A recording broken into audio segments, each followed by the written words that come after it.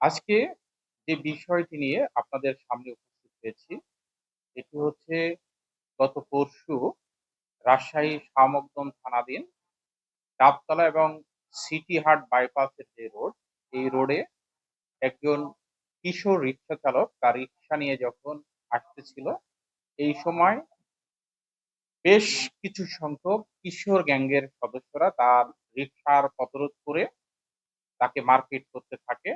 এইরকম একটি মারপিটের video social মিডিয়াতে ভাইরাল হয়ে গেলে এটি রাজশাহী মেট্রোপলিটন পুলিশের সম্মানিত পুলিশ কমিশনার জনাব মোহাম্মদ ফয়জুল কবির স্যারের নজরে আসে।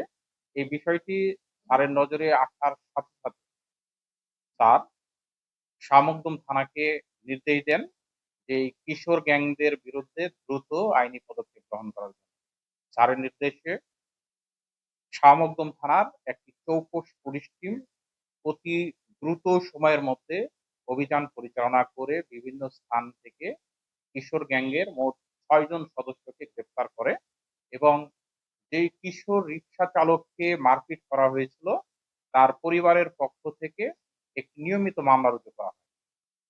আমরা গ্রেপ্তারকৃত কিশোর গ্যাং, যাদের মধ্যে কয়েকজন শিশু রয়েছে, আমরা শিশু আইনের সকল বিধানাবলীর মেইনটেইন করে তাদেরকে জিজ্ঞাসাবাদ করছি। প্রয়োজনে আমরা তাদেরকে রিমান্ডে নিয়ে আসবো।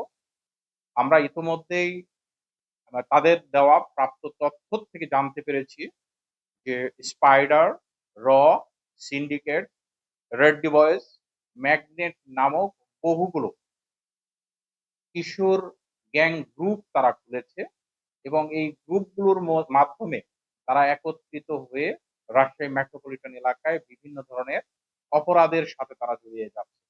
আমরা এই গ্রুপের সকল তথ্যগুলো সংগ্রহ করছি এবং পর্যায়ক্রমে তাদের অপরাধের ধরন বিশ্লেষণ করে এই কিশোর গ্যাংয়ের বিরুদ্ধে আমরা কঠোর আইনগত ব্যবস্থা গ্রহণ করব।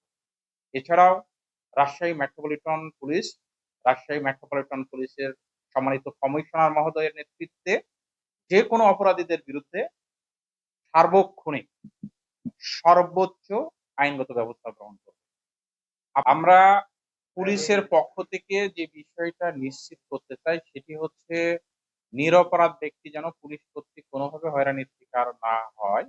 এটি আমরা পরীক্ষা নিরীক্ষা করে নিশ্চিত না হওয়া পর্যন্ত কোনো নিরপরাধ লোককে আমরা অ্যারেস্ট করি না।